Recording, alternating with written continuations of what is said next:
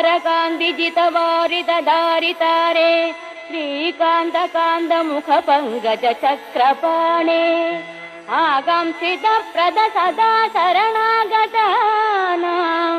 श्रीवातमन्दिरपते तव सुप्रभातम्।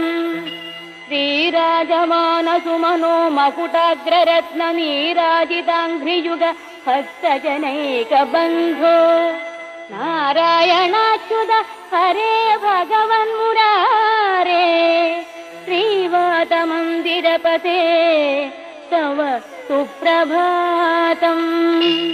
भूलोकवासि जनपुण्यफलेन नृणामालोकनाय